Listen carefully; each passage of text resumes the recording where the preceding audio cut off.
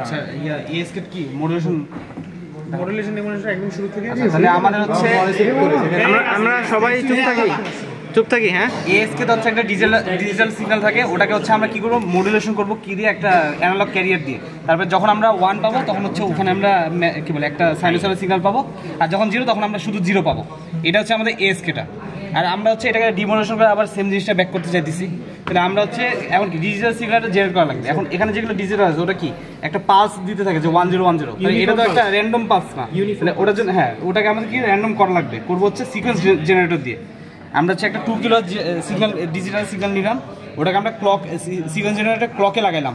এখানে এক্স থেকে হচ্ছে আমাদের যেটা বের হবে ওটা হচ্ছে র্যান্ডম একটা সিকোয়েন্স, ওটা হচ্ছে 0 1 0 পুরোপুরি র্যান্ডম, এখানে কোনো কিছু ঠিক নেই। এটা হচ্ছে আমাদের তাহলে মেসেজ সিগন্যালটা।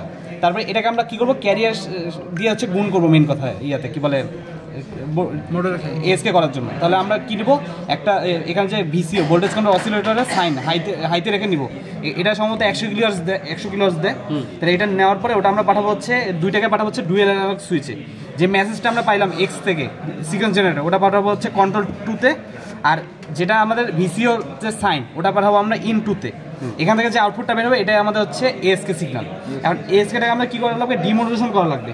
ডিমডুলেশন আমরা করবো হচ্ছে এটা কি বলে এনভেলপ ডিরেকশনের মাধ্যমে। তাহলে এটাকে আমরা প্রথমে হচ্ছে রেকটিফায়ারে পাঠাবো, রেকটিফায়ারে পাঠালাম, রেকটিফায়ার আউটপুটটা পাঠাবো হচ্ছে টিউনেবল লোপাস ফিল্টারে, টিউনেবল লোপাস ফিল্টার থেকে আমরা পাঠাবো হচ্ছে কম্পারেটরের রেফারেন্সে।